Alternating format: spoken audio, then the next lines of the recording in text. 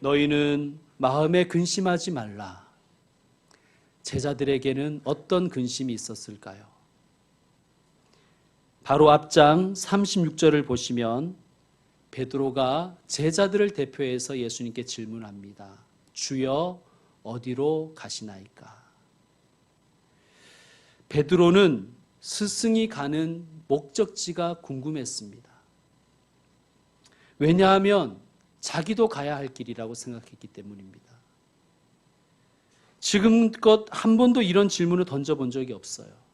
왜냐하면 베드로는 예수님이 가고자 하는 목적지를 자기가 이미 알고 있다고 생각했기 때문입니다. 이제 곧 예수님은 예루살렘에서 왕이 되실 것이다. 그리고 이 메시아 왕국을 세우실 것이고 저 악독한 로마를 쳐부수고 물리치실 것이다. 그 나라의 영광을 생각하면 지금까지 그가 고생한 것이 그리 커 보이지 않습니다. 그런데 이제는 예수님이 어디로 가시는지 잘 모르겠습니다. 스승님은 부쩍 요즘 들어서 간다라는 말씀을 너무 자주 하시는 거예요. 누가 들어도 자신의 죽음을 암시하는 불길한 말씀이지요. 설마 그럴 리가 없지라고 생각하면서도 초조함을 감출 수가 없습니다. 베드로의 질문에 예수님이 대답하십니다. 역시 36절인데요. 내가 가는 곳에 내가 지금은 따라올 수 없으나 후에는 따라오리라. 여러분, 답이 됩니까? 베드로는 목적지를 물었잖아요. 주여, 어디로 가십니까? 근데 예수님은 거기에 대해서는 대답하지 않고 지금은 네가 따라올 수 없으나 후에는 따라오리라. 이상한 말씀을 하십니다. 베드로가 발끈합니다. 37절을 보시면 주여, 내가 지금은 어찌하여 따라갈 수 없나이까? 주님, 저 베드로예요, 베드로. 제 성격 모르세요? 저는 주를 위하여 내 목숨을 버리겠습니다. 라고 하는 베드로에게 예수님은 칭찬은커녕 너는 나를 3번 부인할 것이라고 경고하십니다. 그리고 나서 제자들에게 하신 말씀이 오늘 본문 14장 1절이에요. 너희는 마음에 근심하지 말라. 너희는 내가 어디로 갈지 모른다고 근심하지 말아라. 여러분, 우리도 베드로처럼 제자들처럼 나는 지금 어디로 가고 있는지 두렵고 불안하며 근심될 때가 있죠.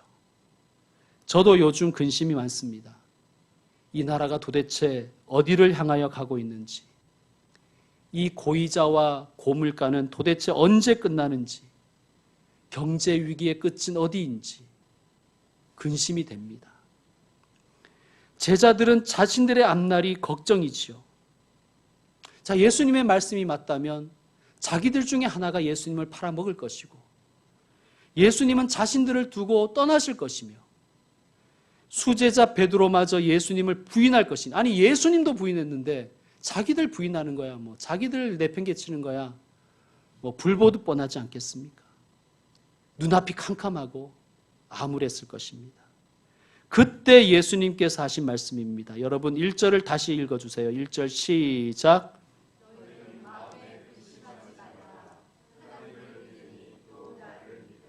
아멘. 근심하다에 해당하는 헬러어는 타라세인입니다. 이 타라세인이라는 헬러어가 요한복음에 오늘 이 본문을 포함해서 4번 나옵니다. 4번. 근심하다라는 뜻으로 한번 나왔고요. 11장 33절에 나사로의 죽음 앞에서 비통히 여기시고 할 때 한번 나왔습니다. 비통히 여기시고, 비통히 여기다. 그 다음에 12장 27절과 13장 21절에서 마음이 괴로우니, 심령이 괴로워할 때 괴롭다는 단어로 또 한 번 나왔습니다. 그러니까 지금 제자들은 비통하고 괴롭고 걱정돼 죽을 지경이라는 뜻입니다.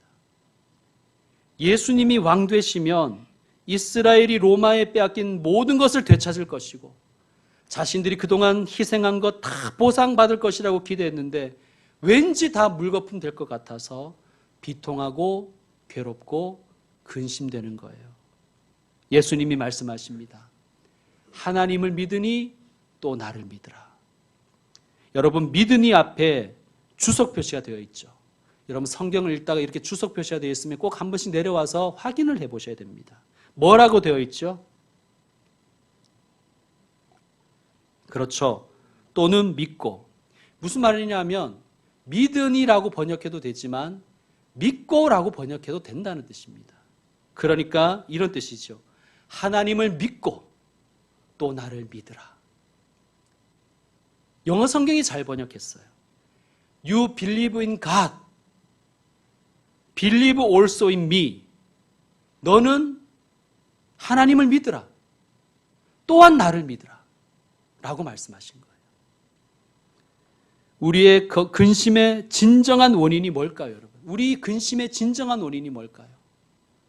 믿음 없음 아니겠습니까? 우리의 근심에 대한 예수님의 처방은 바로 믿음입니다. 성도 여러분, 근심 있으십니까? 하나님이 계십니다. 예수님이 계세요. 그것도 꽂아놓은 보리자루처럼 계시는 것이 아니라 눈을 시퍼렇게 뜨고 살아계십니다. 그러니 하나님을 신뢰하십시오. 예수님을 신뢰하십시오. 맥스 루케이도라는 목사님이 이런 말씀을 하셨어요. 문제 상황을 보지 말아라. 문제 상황만을 생각하지 말아라. 문제 상황에 시선을 향해 봤자 아무것도 얻지 못한다. 그러나 주님께 시선을 향할 때 우리는 모든 것을 얻는다. 맞는 말씀이죠. 여러분, 마음을 라틴어로 코르라고 합니다. 코르. 코어라는 단어가 코르에서 나왔어요. 이 코르는 마음이란 뜻도 있고 심장이란 뜻도 있고 중심이란 뜻도 있어요. 코르. 믿다를 라틴어로 크레도라고 합니다. 크레도. 여러분, 예전에 크레도스라는 차가 있었죠. 믿을 만한 차라는 뜻인데 뜻은 그렇다는 것입니다. 크레도는 이 코르라는 단어와 도라는 단어가 합성된 단어예요. 도는 주다, 즉 I give라는 1인칭 동사 어미를 나타내는 그 전미어입니다. 코르와 도가 합쳐진 크레도는 즉 무슨 뜻이냐? 마음을 주다라는 거예요. 내 심장을 맡긴다는 뜻이에요. 내 중심을 드린다는 뜻입니다. 여러분, 하나님을 믿는다는 것은 바로 그것입니다. 내 시선을 하나님께 드리는 거예요. 여러분, 근데 시선을 드린다는 것은 그냥 하나님을 빤히 쳐다본다는 의미가 아니죠. 하나님께 나의 심장을 드리는 거예요. 하나님께 내 마음을 올려드리는 거예요. 하나님께 나의 중심을 올려드리는 거예요. 비행기는 여러 칸으로 구성되어 있습니다. 그 거대한 비행기에 화물칸도 있고 객실도 있고 그렇죠. 화장실도 있고요. 여러분, 비행기에서 가장 중요한 곳이 어딜까요? 비행기의 핵심, 비행기의 중심, 비행기의 심장은 어딜까요? 그렇죠. 여러분, 하이제킹이라는 그런 단어를 아시죠? 비행기 공중 납치, 하이제킹이라고 합니다. 미국 9.11 테러 사건도 하이제킹에 의한 것이었죠. 자, 여러분, 비행기 납치범들이 어디를 장악하려고 할까요? 어디를? 그렇죠. 가장 중요한 곳, 비행기의 심장 조종실입니다. 비행기 전부를 점령해도, 화물칸을 그 큰 화물칸을 다 점령해도 조종석을 장악하지 못하면 아무 의미가 없는 거예요. 조종실이 그 큰 비행기를 인도하는 것입니다. 여러분, 우리 인간이 얼마나 복잡합니까? 우리의 인생도 참으로 복잡하지 않습니까? 이 복잡한 우리 인간, 이 복잡한 우리 인생을 인도하는 곳, 조종하는 곳이 바로 우리의 마음입니다. 그래서 잠언은 이렇게 말씀하지요. 모든 지킬 만한 것 중에서 더욱 내 마음을 지키라. 생명의 근원이 이에서 남이니라. 아멘. 여러분 마음을 지키십시오. 거기에 생명이 있습니다. 그러므로 믿는다는 것은요, 내 인생의 조종석, 내 마음을 하나님께 양도하는 거예요. 그것이 믿음입니다.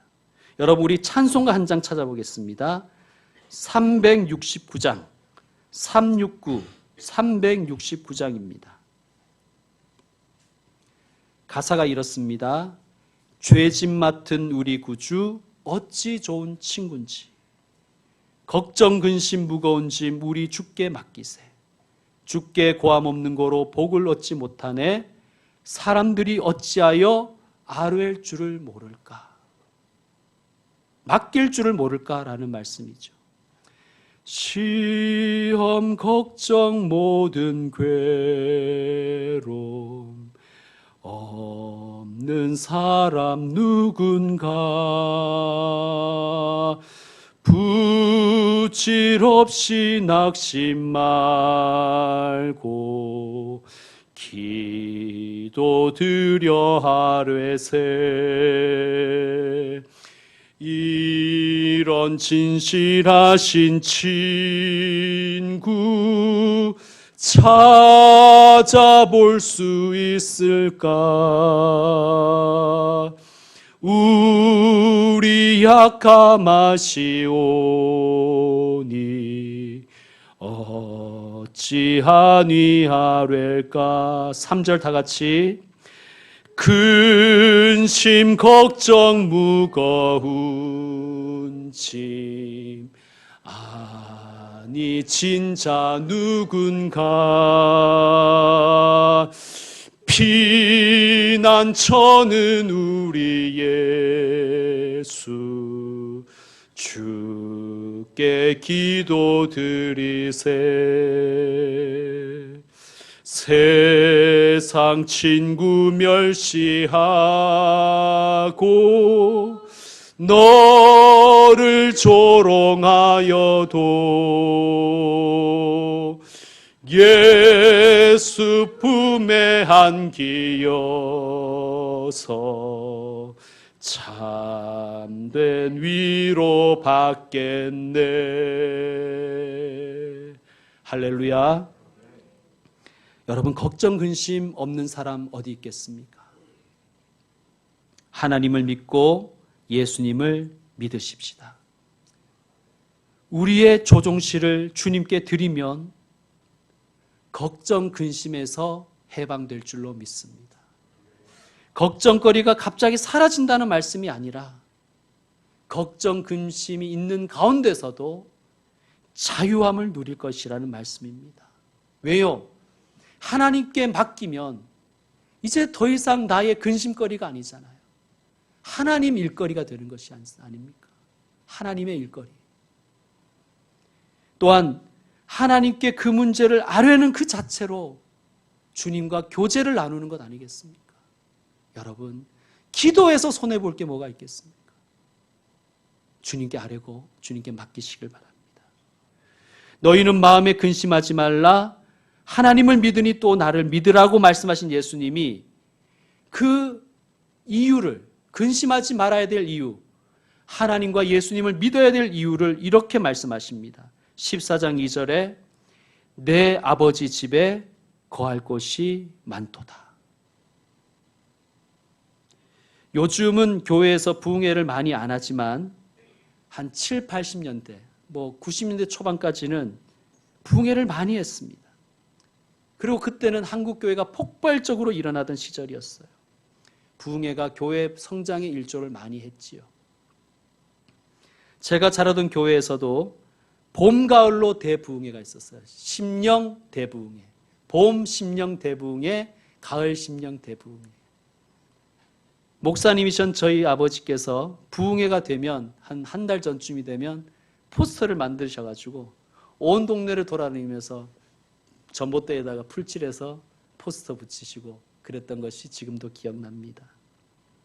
그때는 부흥회하면 교회가 꽉꽉 들어찼어요. 교인들도 전도했지만 시골에서는 마을 잔치라 가지고 안 믿던 사람들도 교회 부조돈 들고 교회 왔었어요. 그래서 막 강단 위에까지 사람들이 앉을 정도로 은혜를 그렇게 사모했었습니다. 부흥회 때 말씀을 전하시는 목사님을 부흥사라고 하지요. 부흥사들의 말씀이 지금도 기억나는 게 많아요. 그 중에 몇 가지가 있는데요. 한 부흥사님이 이렇게 말씀하셨어요. 부흥사들은 꼭 반말로 하잖아요. 그렇죠? 천국 가면 면류관이 다 똑같지 않아. 주의 일 게을리하고 11조 다 떼먹으면 천국 가서 개털 모자 쓰는 거야.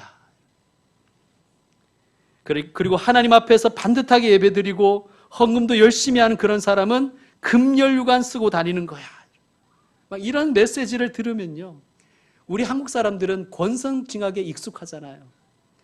막 금연류관 받기 위해서 내가 개껍데기 받으면 어떡하나 하며 회개하고 눈물을 흘리며 콧물을 흘리며 완전히 감동의 도가니탕이 되었던 것이 기억납니다. 또 부흥사들은 꼭 헌금에 대해서 설교하잖아요. 헌금 째째하게 하면 천국에서 판잣집에 사는 거야. 그러나 이 땅에 저축하듯 하늘나라에 저축 많이 하면 하나님이 그걸 다 받아 놓으셨다가 천국 복리로 따져가지고 맨션 아파트를 주신다는 거예요. 그때는요, 좋은 아파트의 대명사가 맨션이었어요. 맨션. 그죠? 맨션. 저희 부모님 지금 그린 맨션에 사십니다. 우리들은 이런 부흥의 영향 때문이었던지 아버지 집, 우리가 거할 처소, 거처 이러면 자동적으로 천국에 있는 어떤 맨션을 생각하죠. 그죠? 성도 여러분, 제가 여러분에게 저 다음 주에 아버지 집에 좀 다녀오려고 합니다 라고 한다면 그것은 포커스가 아버지가 사는 그 건물에 있는 거예요? 아니면 아버지 그 자체에게 있는 거예요? 아버지 그분 자체에게 있는 것이죠. 내 아버지 집에 거할 곳이 많도다. 이 말씀은 천국 가면 천국이 막 신도시처럼 아파트와 맨션이 즐비한 그런 곳이란 뜻이 아니에요. 아버지 집이 요한복음에서는 성전을 가리키는 표현으로 사용되었습니다. 여러분, 우리가 2장에서 봤지만 예수님은 예루살렘 성전에서 장사하는 사람들을 내쫓으며 이렇게 말씀하셨죠. 내 아버지 집으로 장사하는 집을 만들지 말아라. 그러면서 역시 2장에서 이렇게 말씀하십니다. 너희가 이 성전을 헐라 내가 사흘 동안에 일으키리라 라고 말씀하셨는데 이게 무슨 뜻인지 요한은 복음의 저자인 요한은 이렇게 주석했습니다.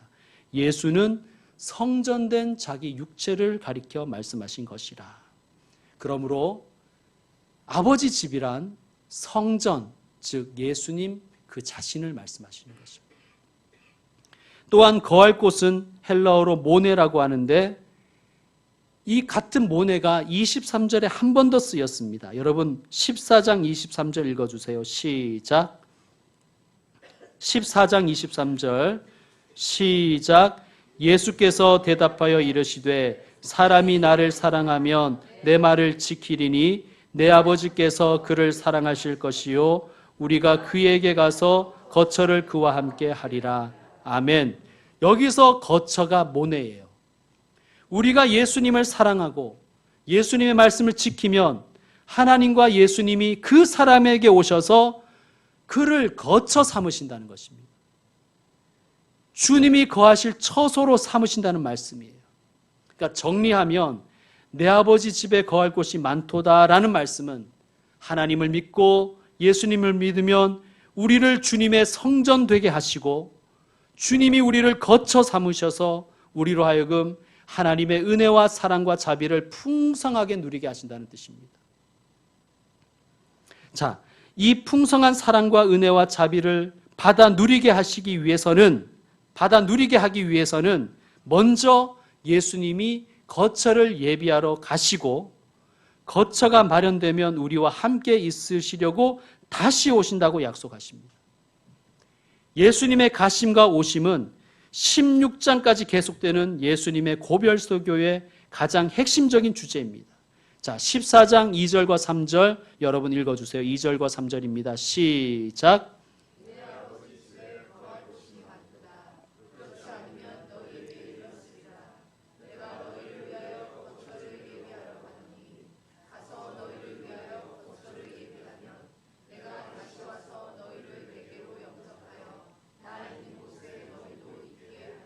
아멘.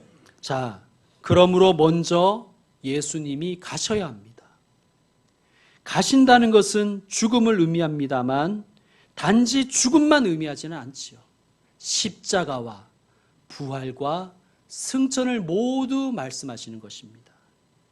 우리가 주님의 성전되고 주님의 처소되어 주님과 함께 영원토록 동거하는 복을 누리기 위해서는 예수님이 십자가를 지셔야 한다는 뜻입니다. 그리고 부활하시고 승천하셔야 한다는 것입니다. 이것을 구원이라고도 하기도 했고요. 이것을 또한 거듭남이라고도 하기도 했습니다. 그렇다면 예수님의 다시 오심은 무엇일까요? 재림? 물론 궁극적으로는 틀린 답은 아니에요. 맞는 답인데 요한복음의 지평에서 다시 오심은 보혜사 성령의 오심을 의미합니다. 여러분, 예수님은 보혜사세요. 그런데 또 다른 보혜사가 계세요. 보혜사이신 예수님이 가시고 또 다른 보혜사이신 성령님이 오신다는 뜻입니다. 여러분, 오늘은 성령 강림 주일입니다. 예수님은 성령님을 통해서 지금 우리와 항상 함께 하십니다. 우리가 사도신경에서 고백했지 않습니까? 우리 예수님은 지금 하나님 우편에 계시는데 오늘 우리와도 함께 하세요. 어떻게 해요? 성령의 교통케 하시는 능력으로. 자, 마음의 근심을 이길 수 있는 길은 무엇입니까? 죽음의 공포와 버림받고 소외되고 낙오될지도 모른다는 걱정에서 자유로워질 수 있는 길은 무엇입니까? 하나님을 믿고 예수님을 믿는 것입니다. 그러면 주님이 계신 곳에 우리도 함께 있을 수 있습니다. 다른 말로 하면 주님이 우리를 거처 삼으셔서 우리와 함께 하십니다. 성령님은 우리가 주님이 거하실 만한 처소, 성전 되게 하시려고 오늘도 말할 수 없는 탄식으로 우리를 만들어가고 계시는 것입니다. 성도 여러분, 오늘 주님이 저와 여러분을 초청하십니다. 너희는 마음에 근심하지 말라. 하나님을 믿고 또 나를 믿으라. 이 초청에 아멘으로 응답하시길 바랍니다. 아멘으로 응답하시는 분은 마음의 근심에서 자유하실 것이고 하나님과 예수님과 함께 교제를 나누며 그 풍성한 은혜와 사랑과 자비에 참여하는 복을 누리게 될 줄로 믿습니다. 이제 말씀 마무리하겠습니다. 김동호 목사님 예화를 하나 말씀드리겠습니다. 참고로 우리 교회는 9월 둘째 주일날, 9월 둘째 주일입니다. 김동호 목사님을 초청해서 원데이 부흥회를 하려고 합니다. 여러분 기대하고 기도해 주시길 바랍니다. 2008년쯤 김 목사님은 탈북민들이 우리 사회에 약 7천 명, 그 당시에 한 7천 명이었나 봐요. 7천 명 정도 들어와 있는데 그분들이 남한 사회에 정착하는 것이 무척 어렵다라는 그런 이야기를 들으셨대요. 그렇죠. 사회주의 국가에서 살던 사람들이 치열한 경쟁 사회인 남한에서 살아남는 것이 생각처럼 쉽지는 않았겠지요. 탈북자들이 일터에서 뛰쳐나오고 그런 탈북민들을 신뢰하지 못하여 고용을 꺼리는 문제가 계속 반복되었다고 합니다. 목사님은 이렇게 생각이 들더라요. 우리 사회가 탈북자 7천 명도 감당하지 못하는데 통일이 되면 나라가 망하겠구나. 그러면서 하나님께서 이렇게 탈북자들을 미리 보내주신 것은 우리로 하여금 통일을 준비하라고, 통일을 연습하고 공부하라고 하시는 것이구나 라는 생각이 드시더래요. 그래서 기금을 마련해서 탈북민들을 고용하는 공장을 세웠습니다. 사업을 전혀 모르는 목사가 다 망한 사회주의 국가에서 육체적으로나 정신적으로 전혀 경쟁 훈련이 되어 있지 않은 탈북민들을 데리고 경험도 없는 공장을 시작한다는 것은 정말 무모한 일이지요. 많은 교인들이 걱정을 했다고 합니다. 당연하겠죠. 여러분, 제가 풀업미 한다고 했을 때도 얼마나 많은 분들이 걱정을 했습니까? 물론 지금도 걱정하고 계시죠. 목사님은 걱정하는 교인들에게 이렇게 말씀드렸다고 합니다. 나도 이 사업의 성공 확률이 제로인 것을 알고 있습니다. 그렇게 말하자 막 교인들이 당황하는 표정이 역력하더라는 거예요. 그걸 알면서도 저런단 말인가. 그래서 계속 설명했대요. 우리의 힘으로 할 수 없는 일인 것을 내가 안다. 그렇다고 하지 않아도 되는 일은 아니다. 다시 말해서 이것은 꼭 해야만 하는 일이다. 힘들고 어려워도, 그래서 설령 망한다 해도 해야만 하는 일이 바로 이 일이고 이것을 하는 것이 옳다. 설령 하다가 망하는 것이 하지 않고 안 망하는 것보다 더 옳다고 생각하셨대요. 그리고 결정적인 것 하나, 목사님의 마음속에 참으로 불경스러운 표현이지만 이런 생각이 불쑥 들었대요. 하나님은 뒀다 어디 쓰나. 하나님은 뒀다가 어디 써먹나. 그리고 정말 교인들에게 그렇게 설교했대요. 설교 중에. 하나님은 뒀다가 어디 쓰려고. 사랑하는 성도 여러분, 하나님은 뒀다가 어디 쓰려고 하십니까? 여러분이 할 수 있는 것만 하고 힘들고 어렵고 불가능하다고 생각되는 것은 하지 않는다면 하나님은 뭐 하시는 거예요? 우리는 뭐 하려고 믿습니까? 내가 할 수 있는 것만 하려고 한다면 우리는 뭐 하려고 신앙생활 합니까? 성도 여러분, 마음에 근심하지 말고 하나님을 믿고 예수님을 믿고 사시기를 축원드립니다. 기도하겠습니다.